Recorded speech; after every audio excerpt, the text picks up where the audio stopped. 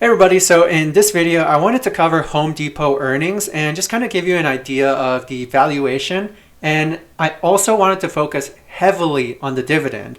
So to the best of my ability, I'll go over all of these. So we recently got Home Depot earnings. This was on May 16th, 2023, and I'm just reporting on this a couple days later, just so you guys can digest this over the weekend here. So let's just go ahead and let's take a look at this. So it says right here that today, they reported sales of 37.3 billion for the first quarter of fiscal 23. That is a 4.2% decline versus the same period last year. Now, if we're going down a little bit, down a little bit too much. So if we're going down just a little bit, we can see that net earnings for the first quarter was 3.9 billion or $3.82 per diluted share. That's compared to 4.2 billion or 4.09 per diluted share. So clearly we can see that revenues are going down, and from that, we're seeing a resulting decline in net income as well as earnings per share. So if we go down a little bit more, we can see this little excerpt from the CEO. It says, after a 3-year period of unprecedented growth for our sector, during which we grew sales by over 47 billion, we expected that fiscal 2023 would be a year of moderation for the home improvement market. Now, they say our sales for the first quarter were below our expectations, primarily driven by lumber deflation and unfavorable weather. So let's just unpackage this a little bit. So they're pretty much saying that, they had a 3-year period of unprecedented growth. And we all know that that's because of the significant decline in the interest rates. So, clearly from the pandemic, we had interest rates declining like crazy to stimulate the economy. And we had tons of money printing, and we had stimulus checks distributed. People couldn't go anywhere, so they were essentially just remodeling their homes. We had a white hot housing market is how they described it. It's not even red hot. It was white hot housing market. And we were seeing pretty much crazy home price inflation. So now here in 2023, we have interest rates that are going up at the fastest pace. And, we're starting to see those home prices decline. We're also seeing consumer demand for basically home renovations. That's kind of going down a little bit. And now they're talking about lumber prices going down significantly. Now, lumber and things like copper are good indicators of the economy. Now, if lumber prices and copper prices are going down, that's not necessarily a sign of a healthy economy. So they said right here that lumber deflation was one of their primary primary reasons for this lower sales. Now, let's just talk about lumber prices real quick. So I'm going to go ahead and look at lumber spot prices. So if I'm just looking at lumber, we can see that this is at $344. Now, what is this in relation to? What's the units that we're looking at? So if we're looking at units right here, we're going to see lumber is measured in United States dollars per 1,000 board feet. So what we're looking at right here is $344 per 1,000 board feet. So now let's go ahead and let's just take a look at the lumber price history. So in 2021, this was crazy. I mean, this was just absolutely crazy here. Now in 2022, this was still very, very high. So now we're starting to see lumber prices just fall off a cliff. They are literally crashing, and we're pretty close to that 2020 pandemic crash levels. So this is a little bit concerning in my opinion, just because this shows that the strength in the economy is not that great. So there's a lot of people saying, hey, you know what, the economy's fine, everything's fine, earnings are fine, but in my opinion, that is not the case. That is furthest from the case.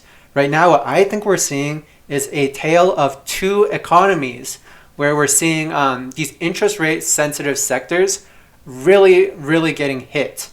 And just the consumer overall, to me, just seems a little bit weak. And if you looked at my prior videos, we talked about Tyson and how Tyson is losing money from selling pork, from selling chicken, and they're pretty much breaking even on selling beef. So to me, that's a very clear indication that the consumer is very weak. And just looking at lumber prices, that's just telling me that the economy is not very healthy. Now, another thing that I quickly want to talk about is just some other lumber companies. So I want to bring that up real quick. And right now, we're going to take a quick look at Weyerhaeuser. So this is a pretty large lumber company. I believe their market cap is around 30 billion or so. So let's just quickly look at their sales. Now, they recently reported earnings as well. Now, if we're looking at 2023 Q1 versus 2022 Q1, we can see that they did about $1.88 billion in sales. And that's versus 2022 Q1 of 3.1 billion. So yeah, there's a huge decline in sales. If we're looking at net earnings, yeah, there's a huge decline as well. That's 151 million versus 771 million. Now, if we're looking at Q4, that number was very low. That was only 11 million. So this is Weyerhaeuser. Now, we can look at a smaller company. This company has about a 3 billion market cap. And this is Boise Cascade. So right here, they're saying during the first quarter, the expected weaker environments from lower new single-family starts and commodity product prices were evident. So it says right here, as we look to the second quarter, economic uncertainties persist. So they're basically saying, hey, you know what, things are not getting better. Now, if we're looking at the sales, right here, Q1 2023 versus Q1 2022, we're looking at 1.544 billion right here versus 2.326 billion. So yeah, that number fell significantly, 34%. Now, if we're looking at net income, that fell 68%. So yeah, obviously the situation with lumber is not that great. So now let's get back to, let's go ahead and get back to Home Depot. So I definitely did want to talk about lumber because that's very important because they cited it right here that their revenue was came below expectations because of that lumber deflation. So it only makes sense that we go ahead and we look at the lumber prices and we look at lumber stocks. So we went ahead and did that. Now let's go ahead and let's look at their actual financials and their guidance. So right here, they're giving us 2023 guidance. So it says, given the negative impact to first quarter sales from lumber deflation and weather, further softening of demand relative to our expectations, and continued uncertainty regarding consumer demand, we are updating our guidance to reflect a range of potential outcomes. So, right here, they said diluted earnings per share, 7% to 13%, so 10% on average. So yeah, that's going down quite a bit in earnings.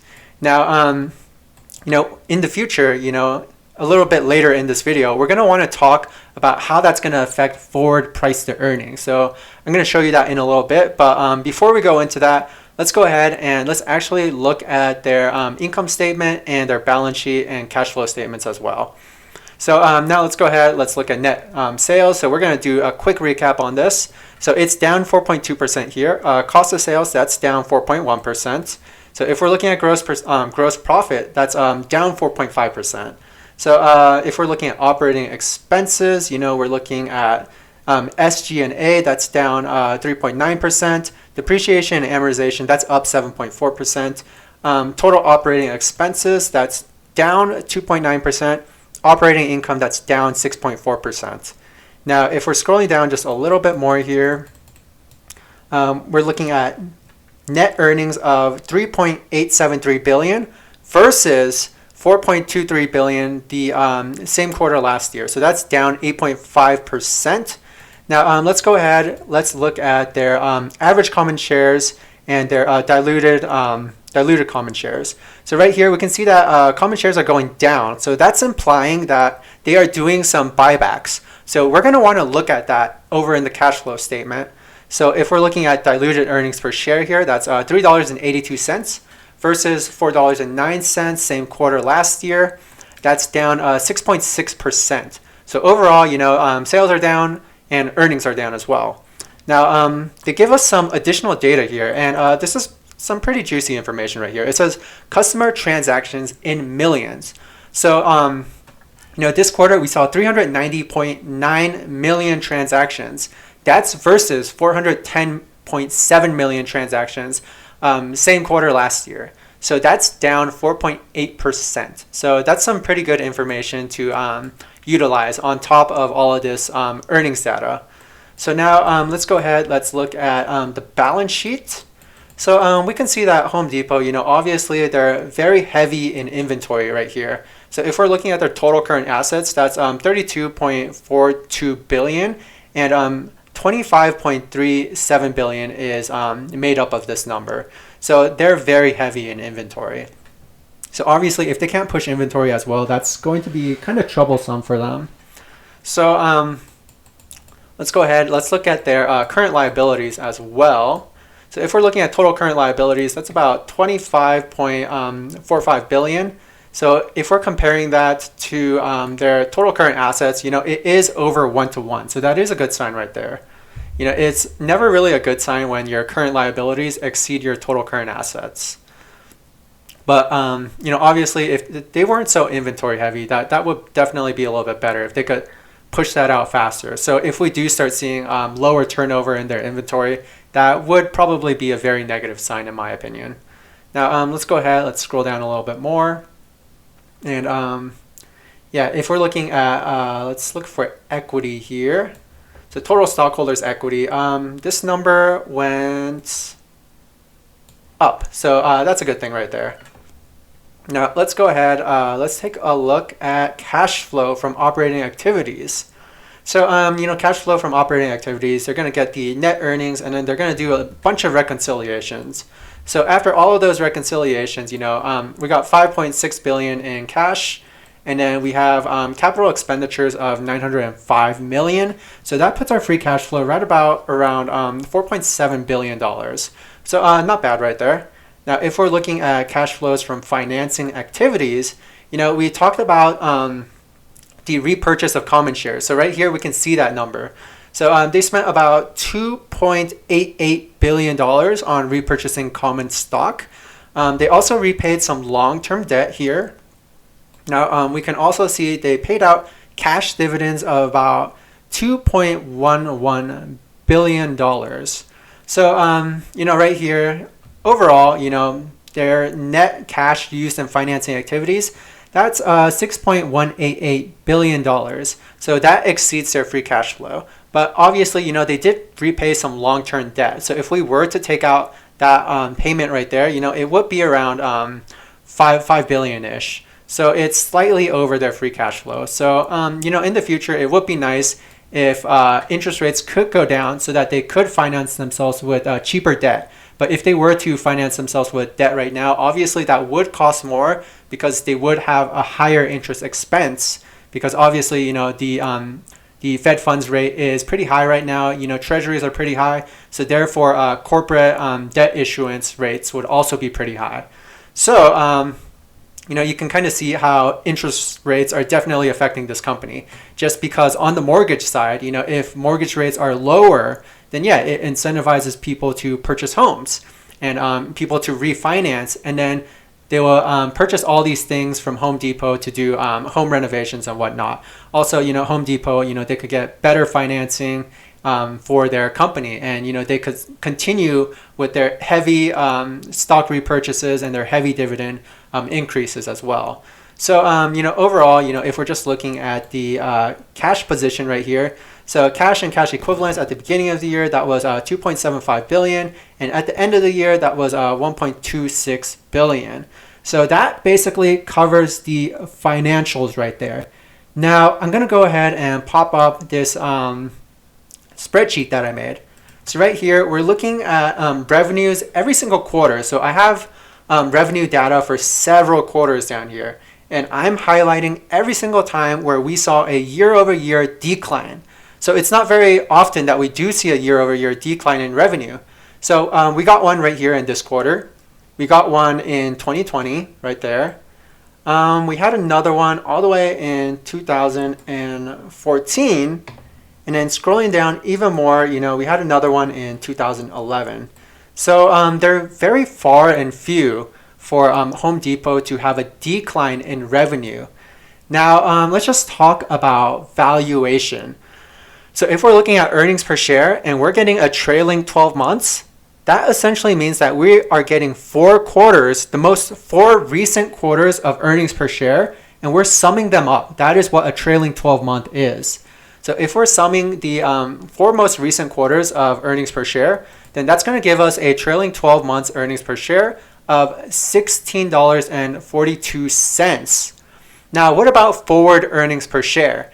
In that investor relations page, they mentioned that they're going to see earnings per share decline. So it says right here, diluted earnings per share percent decline between 7% and 13% compared to fiscal 2022. So let me show you what I did here. So for the forward earnings per share, I went ahead and looked at fiscal 2022 and I added up all the earnings per share numbers. So $3.31, $4.24, $5.05, and $4.09. Now I multiplied this by 0.9% because I took the mid. So they said 7 to 13% decline. So I decided to take the mid and do 10% decline. So right here, I am multiplying this 4 quarters of earnings per share for 2022 and multiplying that by 0.9 to represent a 10% decline. So when I do that, my forward earnings per share is $15.02. So, if we're looking at historic PE, that's around 15 to 17. And the way that I can look at that is I can go over to macro trends right here, look at PE ratios, and then I can kind of see over the history of time that 17 and 15 is kind of the lower range. So when I'm looking at historic PE, I definitely want to look at the lower range just to be a little bit more conservative. So 15 to 17 is kind of what I am looking at. So if we're going back to our spreadsheet right here and we do historic PE 15 to 17 and we're looking at the current price is $290.88. So what is the current PE based off the trailing 12 months? Well, it's at 17.71. But what about when we're looking at the forward price to earnings? So if we're doing forward price to earnings, we're going to use forward earnings per share of $15.02. So when we're doing price to earnings, it's exactly what it sounds like. It's price compared to earnings. So what we're actually doing here is we are getting this cell right here, the current price, we are dividing it by the forward earnings per share. So right here, if we're looking at forward price to earnings, it's 19.36. So to me, if we're just looking at the trailing 12 months, this is already a little bit expensive. If we're looking at the forward price to earnings, this is even more expensive.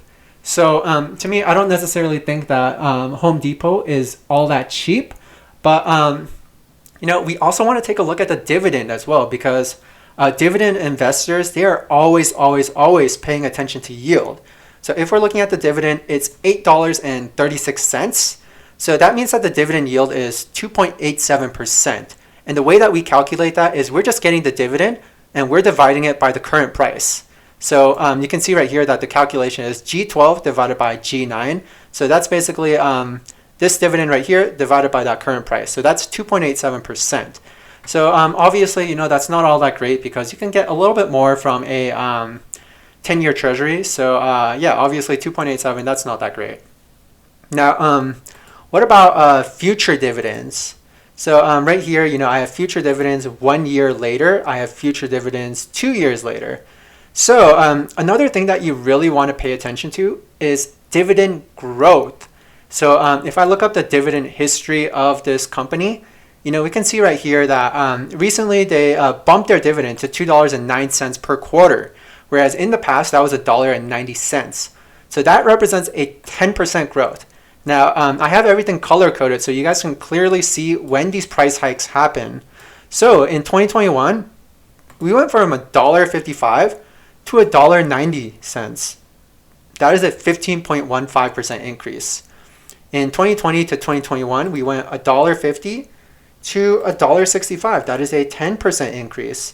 So $1.36 to $1.50. That's a 10.29% increase.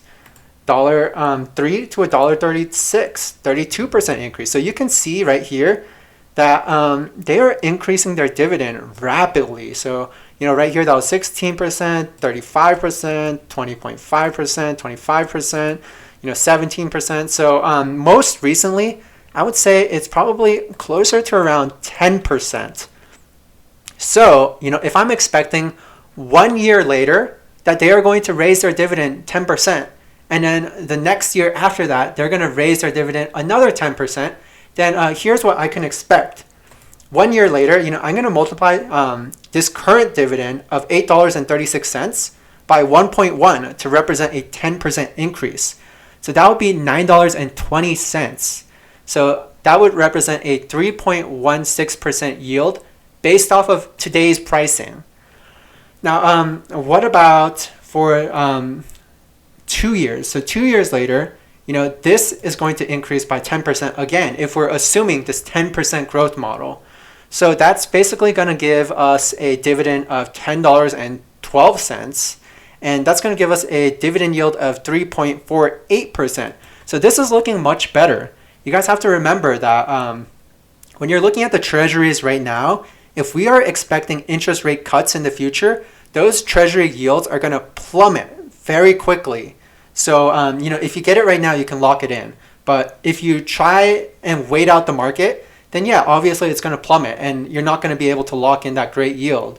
So if you were to buy Home Depot right now at this price, 2 years later, you can expect this dividend to be about 3.48% based off today's pricing. So this is what we're looking at. So this is why you want to focus on this dividend growth. It might even be more than that, or it might even be less than that. But if we're just looking at the dividend growth history, it's usually over 10%. So there is probably a higher chance that it's going to be higher than this. Even during times where Home Depot wasn't having good years, they were still increasing their dividend pretty significantly. So definitely something to pay attention to. Now, if we're looking at forward price to earnings, and we're just kind of looking at what a 17 forward price to earnings or 16, 15, or 14 would be, we can calculate these different stock prices. So if I wanted 17 times forward price to earnings, that would be 255.36. If I wanted 16, that would be 240.34. If I wanted 15, that would be 225.32. And then here we can look at different dividend yields. So if I'm looking at the current dividend yield based off what it's at right now, that would be 3.27. Now, 1 year in the future, that would be 3.6%, and 2 years in the future, that would be 3.96%. So hey, you know what? Maybe it's not bad to be picking up at 255.36 if we get down there. Now, what if we got to 16 times earnings? Well, that's even better. So 2 years later, that would be 4.21%. And if we were to get all the way down to 14 times forward price to earnings, yeah, that would be pretty cheap in my standards because it would be below the historic PE right there of 15 to 17. Now, are we going to get there? I have my doubts. But if we do get there and you're looking 2 years ahead in the future, that's a 4.81% dividend yield. And then you're probably going to get even more dividend yield appreciation because this is just looking 2 years. And if you're holding this out further in time, you're going to get preferential income treatment because these are taxed at a lower rate.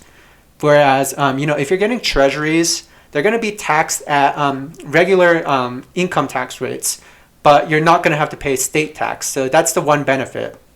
Whereas with dividends, you're going to get preferential treatment and it's going to be taxed at a lower rate, but you still do have to pay the state and federal.